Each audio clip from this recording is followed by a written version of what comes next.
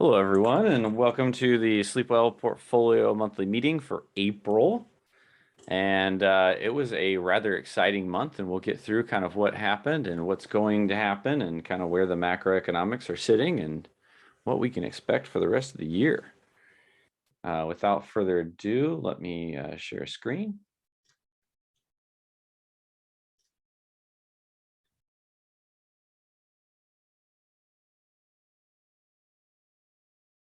Alrighty then, if this is your first time or any other time, we got to go through a quick disclosure. I myself or Aramir, I'm not broker-dealers or financial advisors.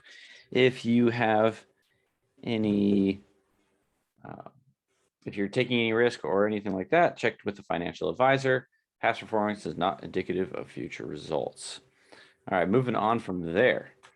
If this is your first time in our monthly meetings, we go through this in a general format of our current allocations, our performance to date, the performance analysis of individual assets in the portfolio, and then the macro analysis of kind of what's going on in the world and what the monetary policy is, what growth is looking like, and things from that nature.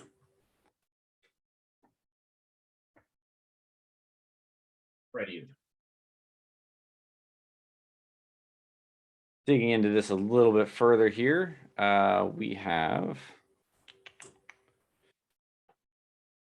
our current allocations, which our current allocations are sitting at very little at least in the Sleepwell portfolio, very little SPY is in here, just a dash of stocks, still not into emerging markets or small caps yet. And definitely nothing in bonds and doesn't foresee to be anytime soon, and mostly in gold and dollars. So a very risk-off nature still. That doesn't mean that it's going to stay that way for very much longer, especially with the amount of stimulus that's going on right now. But we'll talk about that later because basically everyone is saying that there's tightening and all this jazz, and it's actually very counter what that's going on. Next step for Awake, we had a little bit more leverage into the SPX just a couple weeks ago, but that really didn't net out to much, and we've basically been relaxing sideways in the Awake, waiting for everything to kind of consolidate a little bit, and then we will jump right in there and have some fun soon. Here's Awake. Here's the equity position for Awake. So we basically went through, had a pretty gnarly dip. We actually made it up into new highs with gold, and then we have basically just been relaxing down until our next leg up. As far as the Sleepwell portfolio goes, it's pretty much the same story. They have been one and another step by step mostly, and we'll talk about that a little bit later as well. Let me get my pen out here.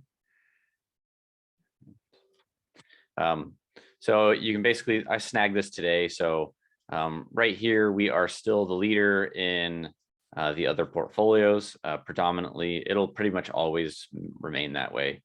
It's very unlikely that these guys will ever catch up to us. Now the S&P did catch up to us for a little bit briefly right here before the kind of little bubble popped. And then down at the lows, we were basically in some alternative assets, had our fun.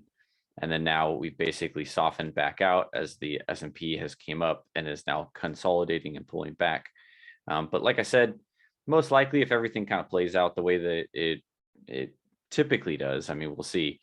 If we have another leg back down, that's pretty aggressive. This will be a little bit different. But if we consolidate sideways or so, and the Fed basically doesn't do anything insane tomorrow, this will be a rather bullish move that'll push us up again.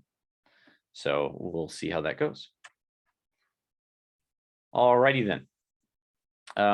As far as last we talked, we had the SPY down here. It had this big capitulation low, and then we had kind of bounced back here.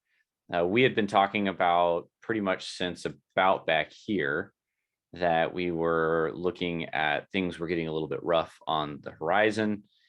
We did end up actually making it up into new highs before the rollover.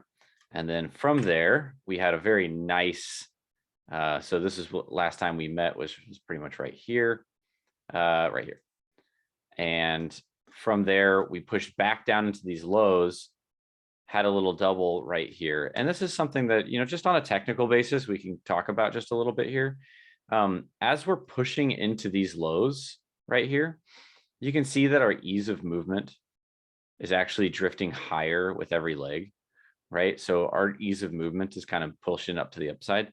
It just means that there's really aggressive buyers right there, right? That's all ease of movement is kind of telling us. Also, the breadth of the market is not, declining. So the breadth of the market is actually staying stable, if not staying positive.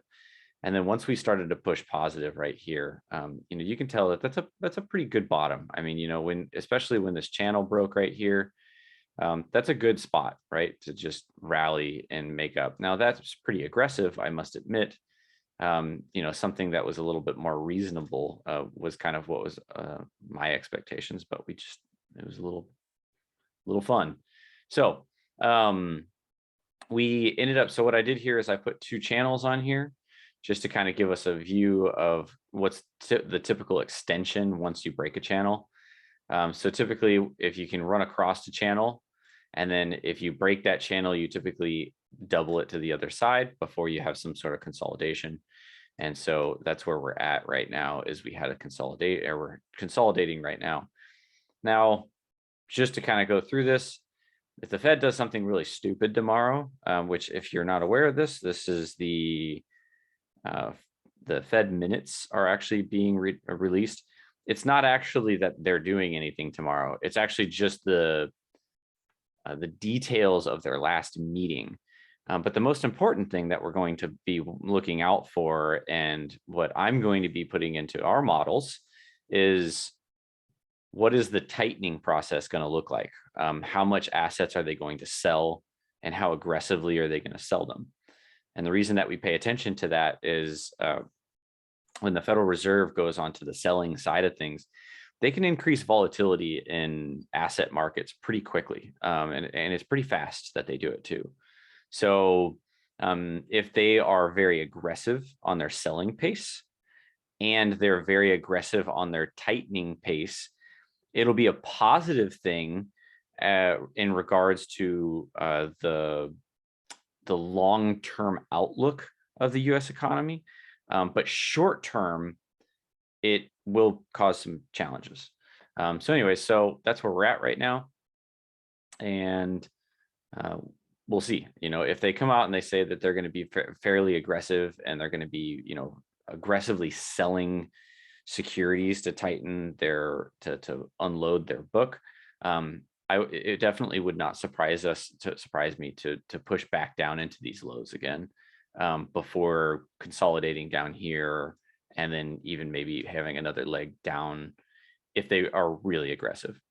That's a very unlikely situation.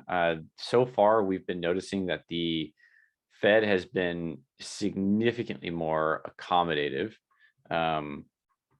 And that typically means that we will get something. That typically means we will get something more like maybe a short-term kind of like, panic freak out or something like that, consolidation back here, and then we'll trend sideways, and then we'll probably push up into new highs. That's the most likely situation. I think the worst of this is probably over. It looks like everything got pulled over into the first quarter that was in the second quarter. And we do have inflation slowing down and stuff like that. So that's a little bit of a headwind for stocks as well. But that's our general thoughts on the SPY. And that's generally what we're probably expecting. Alrighty then, bonds. Last time we were here, we were bouncing off of these lows right here. It looked like we had put in a short-term bottom, came up into this resistance zone.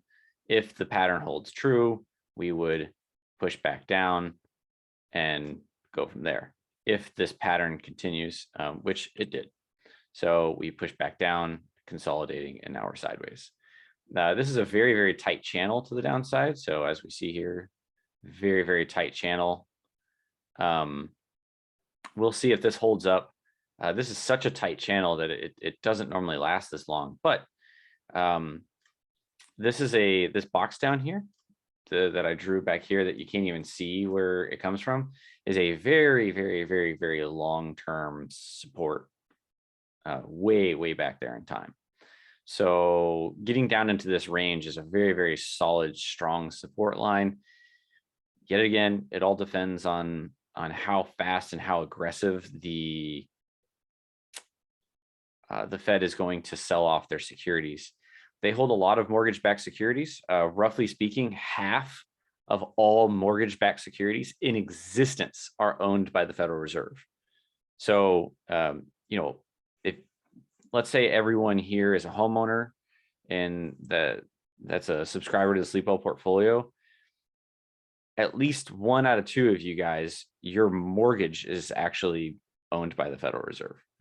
So that's a lot of mortgage-backed securities that are owned by the Federal Reserve, and they're looking at, supposedly they're going to unload that entire book. We'll see if that happens, but is there enough people that are willing to buy those mortgage-backed securities at those interest rates when inflation is at the level that it's at now? So then, yeah, it'll be really interesting story to see that.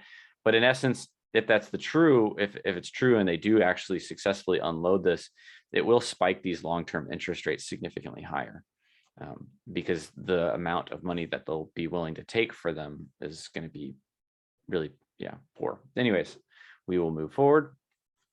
We expect this to soon, at least, find some consolidation, and we look to see this pattern broken out. That would be nice as far as a technical basis. But other than that, we don't have any macroeconomic news or anything on the horizon telling us that bonds are a safe place right now, besides the fact that they're just cheaper. But just because something's cheaper doesn't mean that it's a good buy, right? So we're kind of dealing with that right now. This is so far one of the largest pullbacks in bond market history, by the way. So that's kind of a exciting thing to live through if you weren't holding bonds, and if you're part of the Sleep Well portfolio, you weren't. All right, so here is gold. Last time we talked, gold was basically pushing into the top sides of these channels. We had basically expected it. Macroeconomically, it was a very bullish situation. Most likely, though, we were going to find some resistance in here. And that was probably what was most likely going to happen.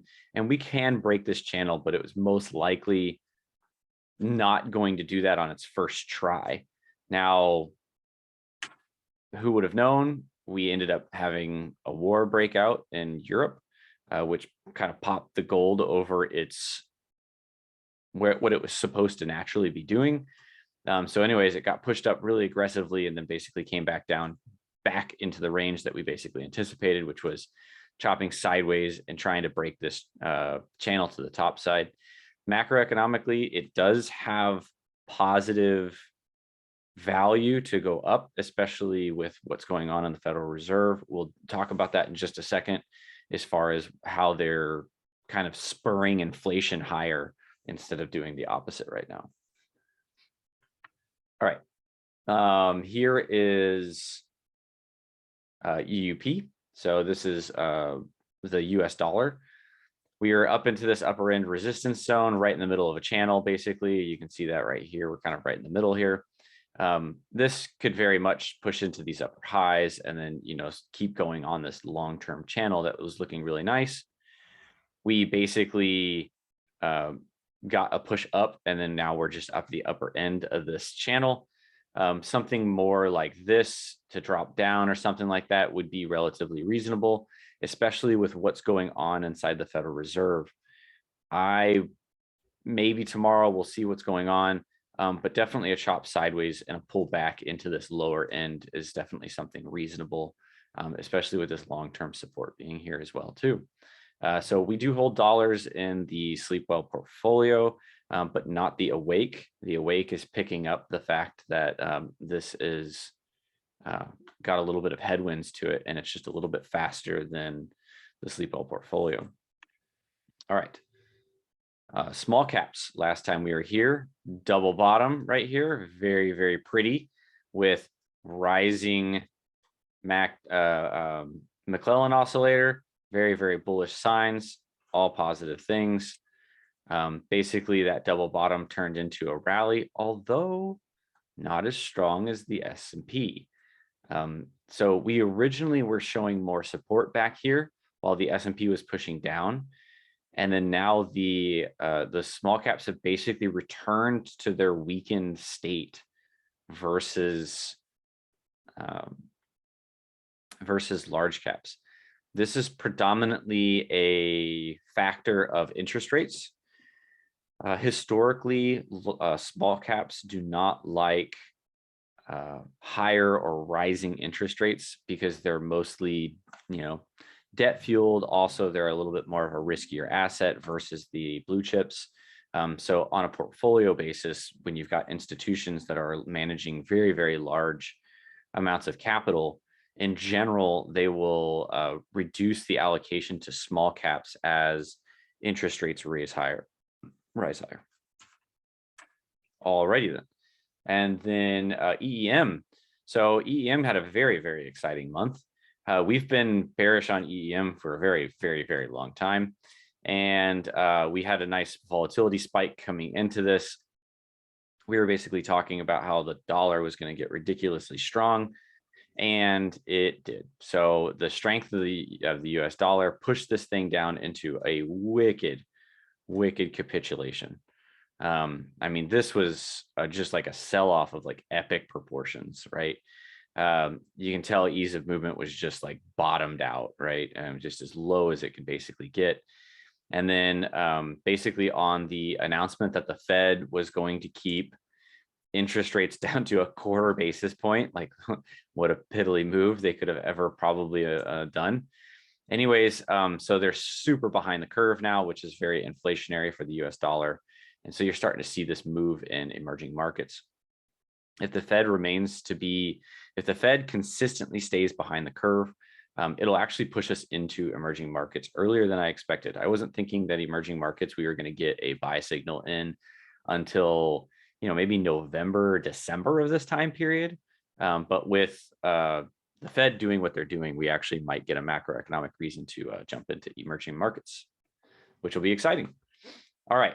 So on the bongo board here, we basically have the SPY, which is our leader this month, which went through a very crazy correction and then a rally, but basically caught that double bottom.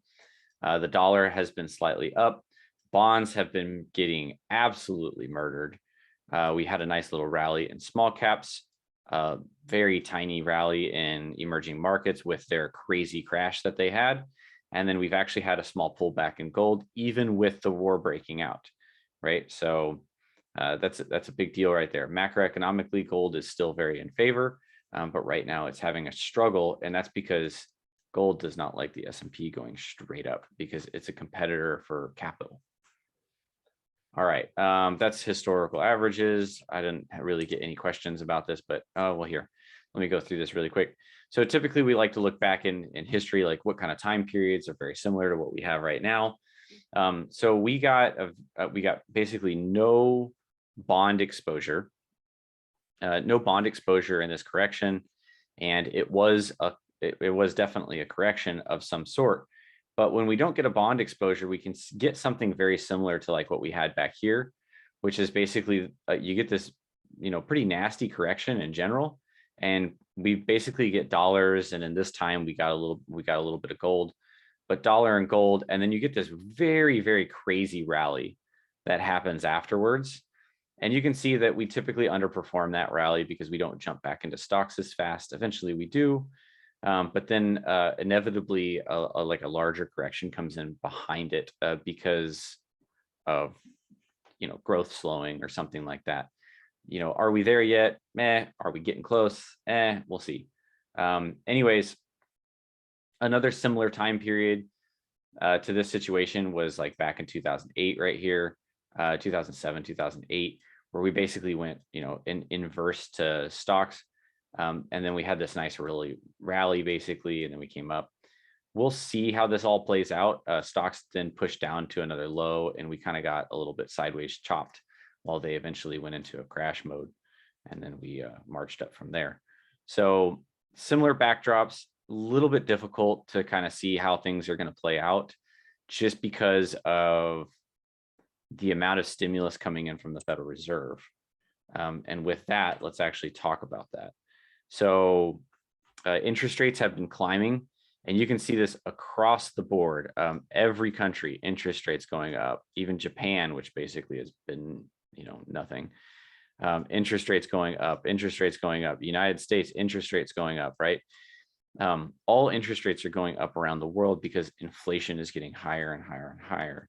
And it's not just the US that's doing this, it is around the world. And this came from basically lots of monetary stimulus and fake money coming into the system, into the financial system during COVID. Basically, we said, hey, we're going to shut down the entire economy of the world.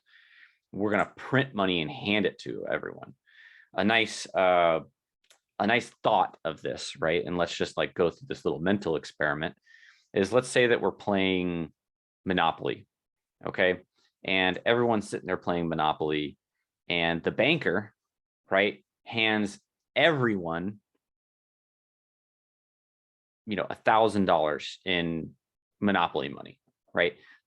Nothing actually came from it, right? There was no production, there was no anything. It was just $1,000 to everyone that was playing the game. Now, everyone in general is getting really excited because it's like, oh yeah, I can buy mortgages, I can buy properties, I can put hotels on my property and stuff like that. But now what happens is everyone has all these things to buy, right? So then they start buying all those things. Well, then next time you go around the board, right, everything's more expensive. So that money that first came in inflated assets, and then later on, after the fact, just to exist and just to live, which is just going around the board once, now just got more expensive because all the houses and hotels that you get hit along the way. So that's basically what's happening, and the world is reacting in kind, and that would be to increase interest rates and everything like that as inflation starts to trickle into anything and everything in the world, and the middle class start to have issues. And we'll deal with that in just a second here. Basically, interest rates are projected to just keep going up. Nothing new there. This is something that's new. Let's talk about this because this is hitting the news lately, and we will kind of iron out what's actually going on here because the news is very much leading people astray. So historically, what's been kind of going on, and we're just going to look down at what's historically going on. So this is none of my opinions are going in here. This is just what has happened in history and what is happening right now, and what kind of clues can we dig from this, right? So typically, when we have a yield curve or what's going on in the bond market, we have the Federal Reserve that is up here in front. And then we have the general bond market participants that are kind of back here in the curve, right? This is where banks get their collateral from and things like that. And this is where actual bond market participants are.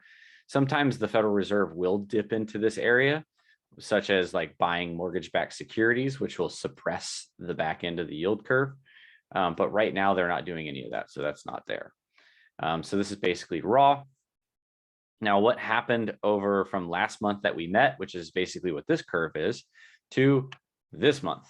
All right, so everyone's talking that the yield curve has inverted. Yes, the yield curve has inverted.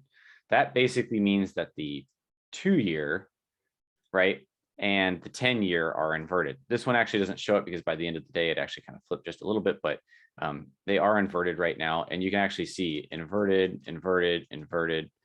So basically, when the back end of the yield curve is pointing up, right, that means that the yield curve isn't inverted. But it's inverted not for the reason that typically precedes recessions.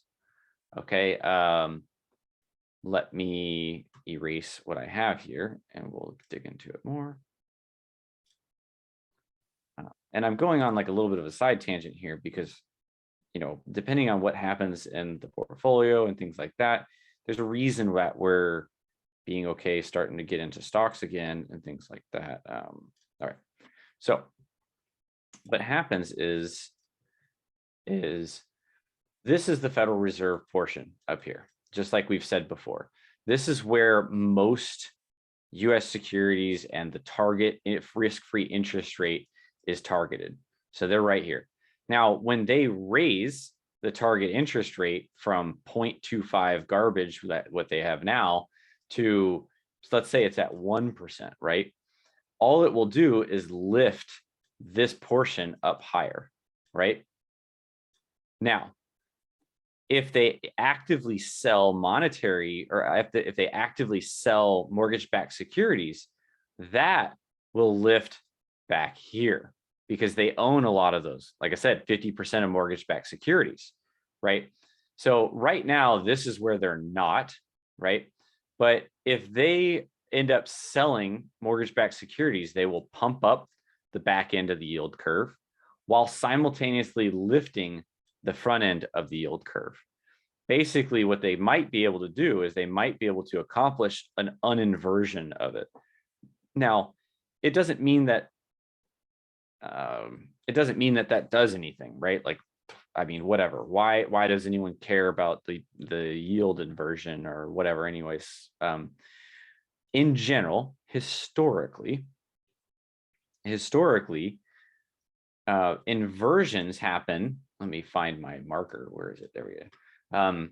In general, in history, we get an upward push on this front end to invert the yield curve. And that was normally typically when the Federal Reserve has got their target rate above the long-term bond market participation anticipation, right? And when they do that, that typically means that there's some risk-off behavior and the bond market sees deflation on the horizon, right? This is the complete opposite. The bond market sees inflation on the horizon and the Federal Reserve is significantly behind the curve. So now the Federal Reserve is having to buy up everything down to push all of this down, Well, how does the Federal Reserve buy things? They buy things by printing dollars.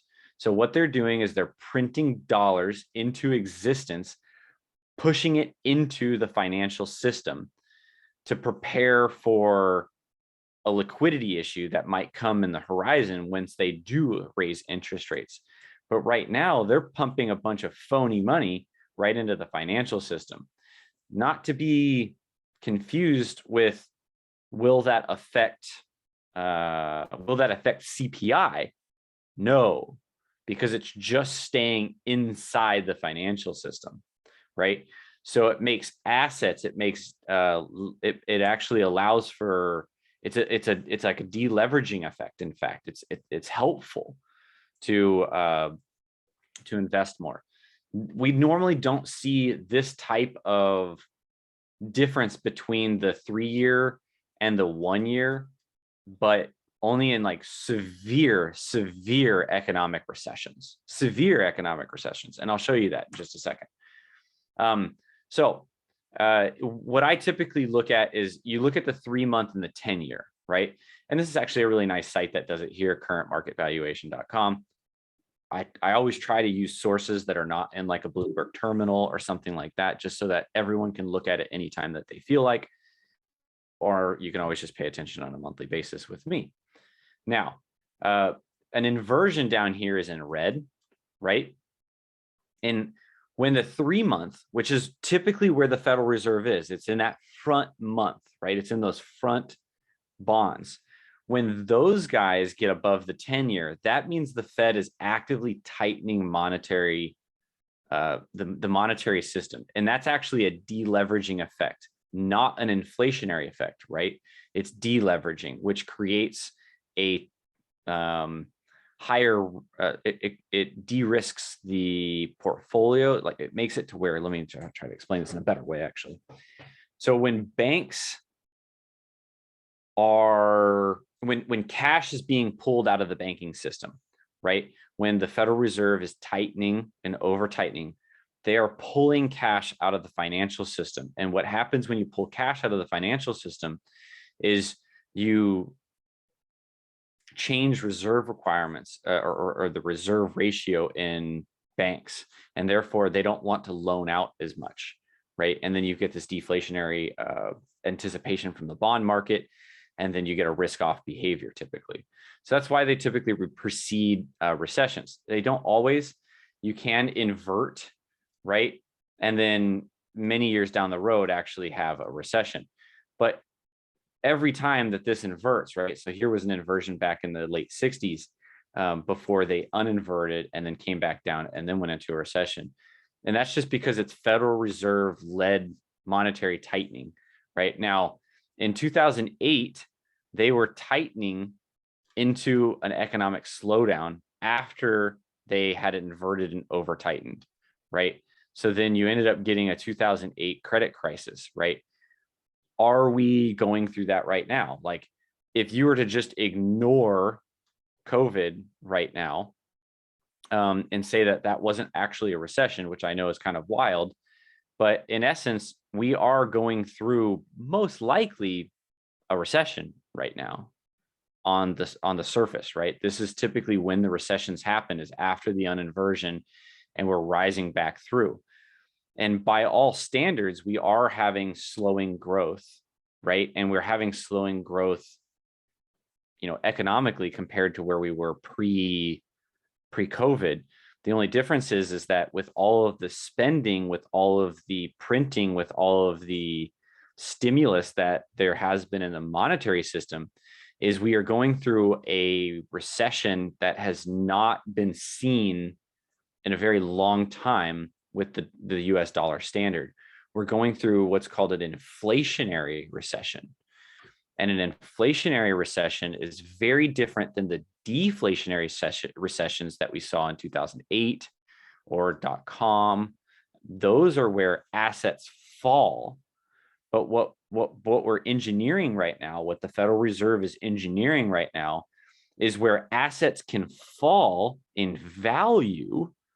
But if we can devalue the dollar and the rest of the world's currencies, if we can devalue currencies enough to compensate for the falling in asset prices, we can create a stability and go through an entire deleveraging without crashing asset markets. And now that creates its own problems, which we'll talk about in just a second, but that's basically what's going on right now. Now, it's not going to work out perfect. It never does. So there's still going to be some chops up and down. There's still going to be some corrections, and it creates a very, very big bubble. So how can we see? The best way that we can see what the Federal Reserve is doing is if you look at what the split is between the 2-year and the 3-month. So we saw this kind of stimulus back in 1994. We saw the stimulus in the .com recession. We saw the stimulus in the 2008 recession, and we're seeing it right now in today's inflationary recession. So there's a lot of stimulus right now, a lot of stimulus, basically as much stimulus that was back in like 2008, as much stimulus that was at near the bottoms in the .com bubble burst.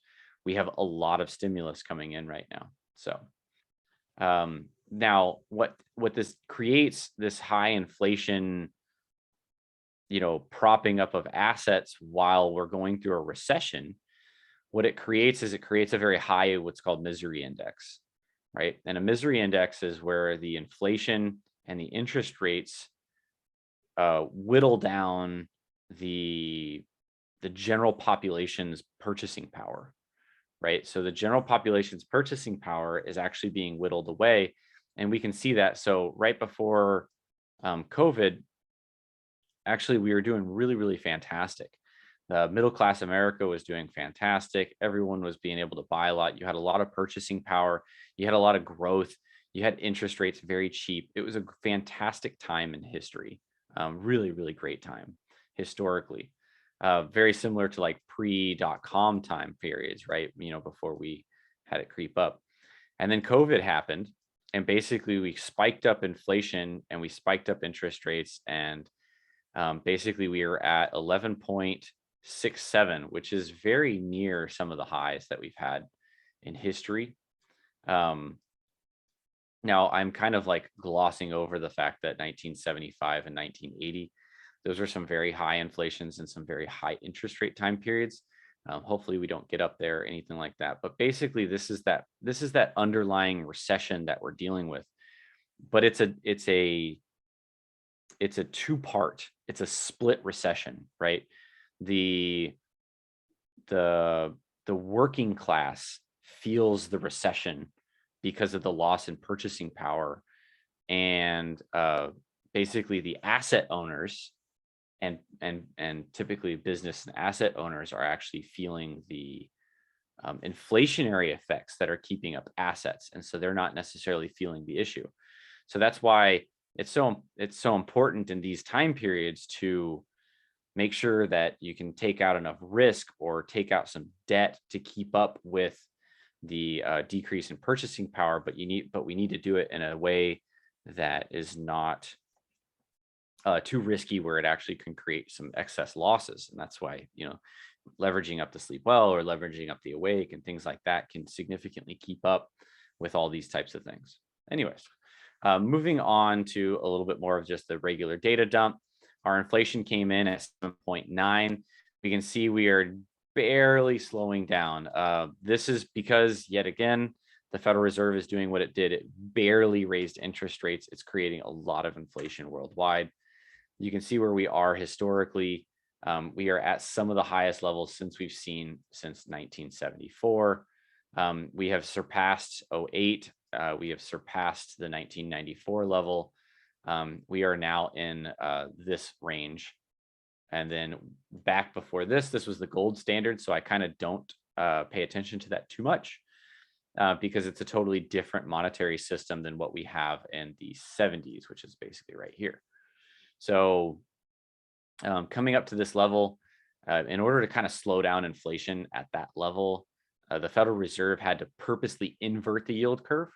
So that was, if we go back to this type of thing, this is where they actually would go negative down here on purpose. Now we don't see that here except in 2000 when they over tightened back then, or in 08 when they over tightened back then. But we don't actually get to these negative levels. If we could get the 3 month all the way back, or if we could get the 3 month all the way back to 1990 or 1980, it would be great. But they didn't have those bonds back then. So you got to go to the 2 year, 10 year. And that's why everyone's talking about the 2 and 10s. But it's a different world now with closer dated bonds. Anyways, nothing to worry about right now. Lots of stimulus, and a inflationary recession is going on, not a deflationary recession, which is one that you have to worry about asset prices going down. Inflationary recessions means you have purchasing power going down, but not always asset prices going down. The projection is still that the dollar will strengthen. I just wanted to go through this though. If you go through models on a general stimulus, so this was back in December time period. This was January, right? And then this is December, and then this is now. So now. So this right here is how much the models have changed by the Fed being so much slower than historically what they normally are. They are really, really, really, really dragging their feet. I can't even like push or like preface enough how much they are dragging their feet. It is surprising how much they're actually allowing inflation to just rip. Anyways, projections were showing that we were going to fall over in the first quarter, and we were going to get some pretty heavy deflationary pressures or like disinflation. But now the Fed is basically saying, hey, and this was them being a little bit slower back then, and it started to prop it up further before we were getting it. And now it's even further into the history. So they're going to try to push this all the way out to like 2023 before we run into like an outright like deflationary issue. So they're trying to inflate their way out of a growth crunch. Anyways, that growth crunch is coming right here. So first quarter this is the last quarter of last year. First quarter was going to be a big slowdown. We're still going to get a little bit of a slowdown in Q2, but a lot of this got pushed forward, right? So it's not nearly looking as bad right here, and then basically steady out for the rest of the year. But as inflation stays higher, our real GDP is going to have some issues. Just to look at that historically, how much of a slowdown we're looking at, going from here all the way to here. We normally see that something like what happened in 2015. We saw that in late 2006. We saw that in .com. But yet again, there's no negative numbers here. But that's also because we didn't have really high inflation back here. The fact that we have 7.9% inflation means that we're going to hit these negative numbers on real terms. Now, talking about real terms, this is the forecast for the GDP now estimate of basically what's coming in Q1. So we did slow down pretty significantly, down to just shy of 1%, roughly about like 0.78 or so GDP. It looks like we're most likely going to hit about a 2.5% for Q2 now. So that's actually a vast improvement from where it was. And that's because this inflation, the Fed being slower, is actually stabilizing things. Is it a good thing? Who knows? All we can sit there and say is the data goes, we are looking to re-accelerate in Q2 now, and it looks like most of the worst is behind us. That doesn't mean that the market can't still chop around and go down and rally from there. But in general, it's not looking like we're just going into a full-fledged bear market, world-ending craziness, right? Okay. This is long-term forecasts. Nothing really changed here. Here is the unemployment rate. So this is directly from the Bureau of Labor and Statistics over at the St. Louis Fed, and we are now officially at pre-COVID levels for unemployment. So in all measuring sticks, the Federal Reserve is now insanely behind the curve. We have full unemployment to like record levels, and we have inflation now at like 7.9%, right? So that is well above their 2% that they're supposed to have, right? They're going to have to now. So now that they've gotten unemployment taken care of, now they're looking at tackling inflation, and that's going to be a tightening process. And as they tighten, they will eventually slow down the economy, but it's normally always on a lagging basis. So once we start to see unemployment tick up a little bit as they continue to tighten and fight inflation, that'll be some of our first warning signs that we have some issues. Speaking of federal stimulus, this is where we are. You can see that they did stay true to their word, and they slowed down the amount of securities that they were buying. What they're saying is that this should trend sideways now. If the open market minutes says that they're going to do quantitative tightening, we will get more market action like what happened through 2018 and 2019. If you remember 2018, 2019, we had a 10% correction in the beginning of 2018.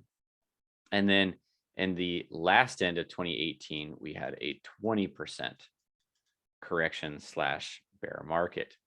And then we actually ended up going sideways for most of 2019 until they injected, and then we rallied from there as they did quote unquote not QE. But that was when they over tightened the repo market and there was a liquidity crunch and they had to inject a bunch of money into the financial system. So financial inflation is high right now, but they said that they're going to stop this. So if they tighten on the back end of the curve and they raise interest rates on the front end of the curve, they might be able to inflate while also deflating at the same time, which will be like an operation twist, which is very similar to what happened in this time cycle before they eventually stimulated again into 2013. All right. Here is on a closer look, you can just see that they have actually shrunk their balance sheet just a little bit and have basically slowed themselves down. Federal spending, we don't get new numbers on that yet. Here is the sentiment. All right. The bears have left the building.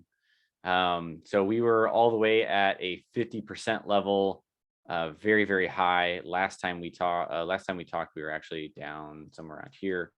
But anyways, we basically got to a ridiculously high level, almost at the 1 year bearish high. And then the bullishness has kind of creeped in. But right now, just as a note, we are at the maximum level of neutrality. Now, what does that mean? It means there's a lot of indecision out there. And we'll see what that ends up playing out like. More chop, more ups and downs, more we don't know what's going on. And most likely that's because we are trying to figure out what the Fed's going to do, because they have such an effect on where assets are going to go. The economy is in a choppy inflationary recession, but if they can sit there and stimulate through it enough and inflate it enough, they might be able to get a long-term deleveraging, which would be really cool actually, just to see it happen. All right, we got to donate some more, so we picked up some more. Loans. We started to support a few more people that are doing basically more farming, more agriculture, more feeding, and more business growth. So I specifically do pick out small businesses that in some of these countries that are using the money to specifically grow their business, or specifically like maybe grow crops, right, for the next year or something like that. And the reason why is because just donating or just putting money out there is one thing, but the impact is really important. And if a business can grow, so like something like Anner here, he wanted to buy some more bees nests, right? And just to grow his output, right? And that's just business 101. So it's really great to support some entrepreneurs in some of these countries with our dollars. Alrighty then. I did have this question that popped up, and then I'll go up to open questions. So the Awake has leverage, and it does things a little bit differently than the Sleep Well portfolio, but it can be subtle, right? And the differences add up over time. And so the question is kind of, when does the Awake outperform the Sleep Well portfolio? So just kind of looking at this in general, during some really high volatility times, this was the crash of 2008. This definitely outperformed pretty significantly. We re-accelerated out of some of these smaller corrections and outperformed a little bit on the recoveries. So that's very common. And then same thing with 2011, right? We recovered significantly faster and held our capital, and was actually able to trend up through that time period while the Sleep Well was trending sideways. But it's subtle over time, right? You don't really pay attention to these on any 1 month or something like that. It is an over time period.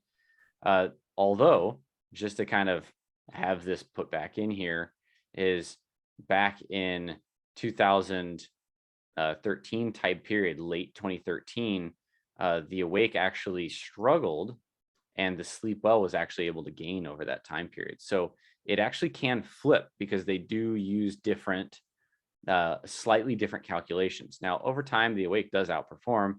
And then to go one step further, the way that I run the Awake service, if you're following it, tit for tat, we leverage it. And so that's pretty clear what ends up happening with that. Now, that doesn't mean that we can't have underperforming times. Because we're leveraged, we do take a little bit more risk to the downside. So for short stints, we can actually underperform the non-leveraged versions until we actually start recovering out of here, and then we just start to dominate again. So um, just to kind of keep in mind when those things start to show up and how leveraging kind of works, it does work against us and it works for us.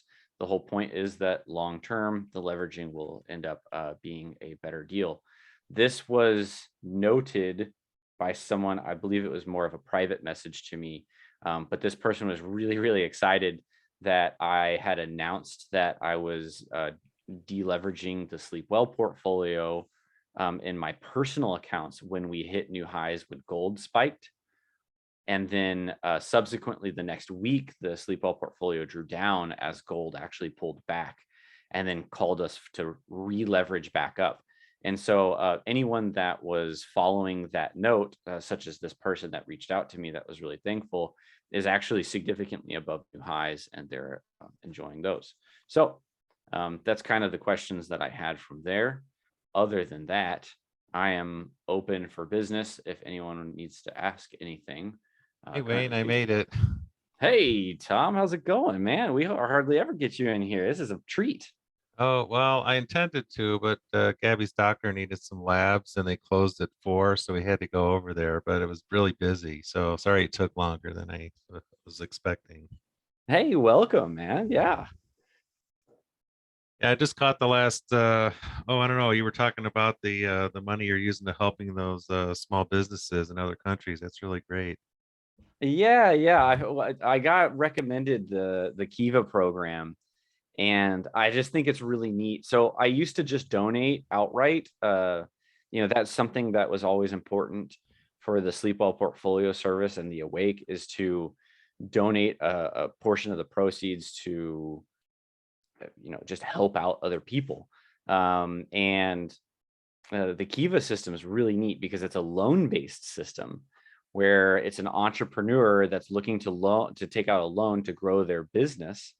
And so we loan them that money, we provide the financing for that, and then they inevitably pay us back, or sometimes they don't, right? Sometimes there is risk to it, right? Yeah, businesses do go But bust. yeah, exactly. But the point is like that money is now specifically going towards growing a business and growing some sort of economic output in the world. And I think it's really cool to lift up other people and make the pie as a whole bigger instead of just try to make our piece bigger. Yeah, they have more incentive to do something with it since it's a loan, not a gift. Yeah. Yeah, that's really great. So so anything new on any of the projects for Awake Sleep Well? I know you've been crazy busy with some of the other things.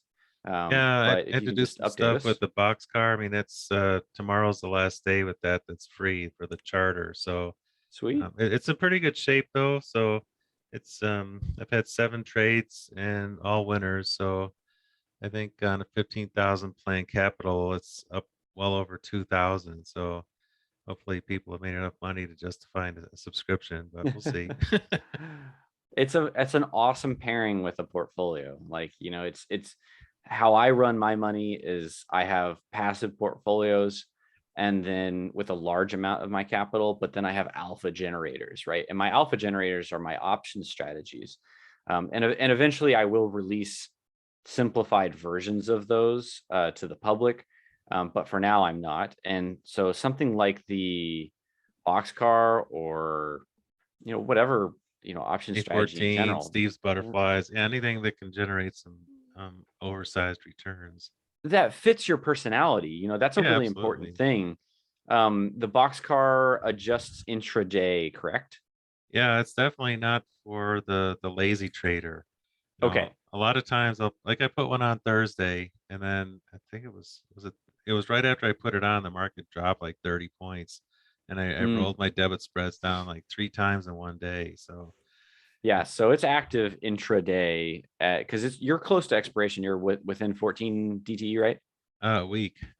A week. Okay, yeah. So Yeah. you're playing that last week of Sometimes the expiration. same week. All right. Like I closed one yesterday and I would have put another one on, except the FOMC meeting is on Wednesday. I didn't want to go through that. Yeah, So I passed on a second one for this week, but I'll put another one on Thursday, because the following week is Good Friday, so the market's closed on the 15th. So it'll be a Thursday expiration actually. So it'll be a nice. 7-day trade, but it's usually Sweet. done in a couple days. All right. That's exciting. But yeah, you have to if the market's moving, you can't ignore it. So Yeah, I'm a little bit more of a lazy trader. I prefer to kind of adjust only once a day unless there's something kind of insane going on. And even then, I'm attempting to convert my option strategies into something that yes, you check it once a day, but hopefully you don't even adjust it that often. Most of the trades so far that I've been going through, if you do have to adjust them, maybe 2 or 3 times over a 40-50 day time period. yeah, it's kind of how the Um, road trip was, and until the market had a major crash, then it kind of all blew up. But yeah, and that's so I went through that, of course, and I wasn't trading those types of trades, but I did see a lot of people struggle through those. I use environmental metrics to determine when to put on specific types of trades.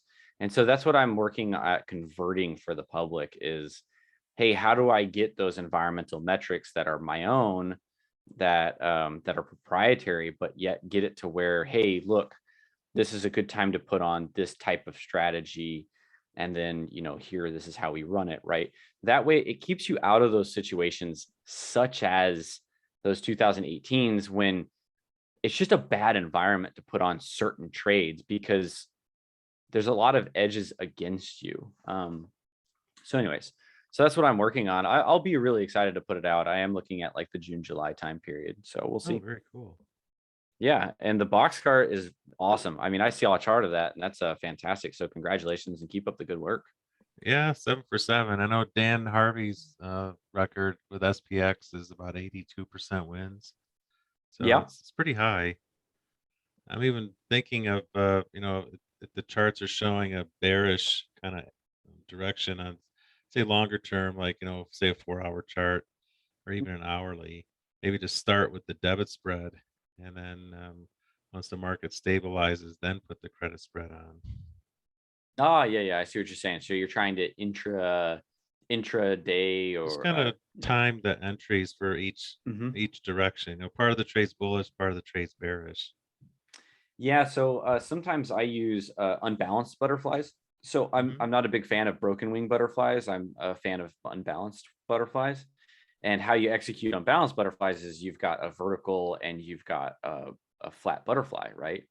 So what you can do is on when the market's just ripping on you, just cruising to the upside and significantly overextended intraday as you buy into your butterflies, right? Because they're cheaper than dog, right? They're just very, very cheap. And then as that market kind of comes back and pulls back, then you can execute your verticals, which have a bullish indication to them, and you'll get a better fill on those too. So that's kind of the same concept. That's cool.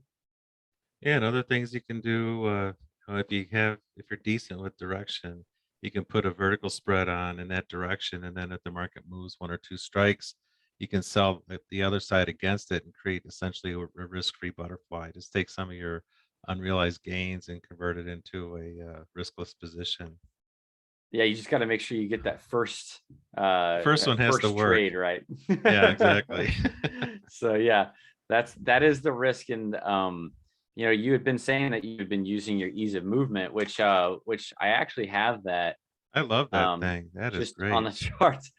I'm so glad you like it. Yeah, that that ease of movement, like I said, we use that institutionally, not the exact type of measurement. We actually, just measured order flow, but in essence, it's still looking at the same type of thing. Now, this is on a daily basis, but Yeah, the really in essence, short-term charts are awesome, like a 2 or 5 minute chart.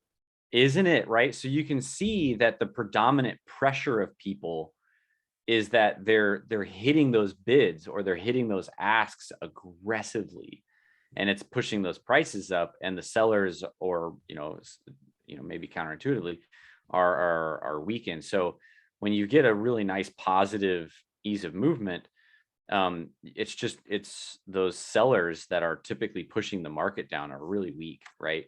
And you can see that in the SPX. I'll go back to the SPX. So here's the SPX, right? And as we're coming down into these bottoms, right, you can see the ease of movement is actually climbing, right? So the ability for the market to push down under that amount of volume is significantly weakening, especially when you look at this last bottom back here and this bottom back here that's about the same, right? So you have a lot of ease of movement to the downside. The crash is still on, right? And then when you get this pushed down and that ease of movement is significantly more positive, you can actually run this as a stochastics too.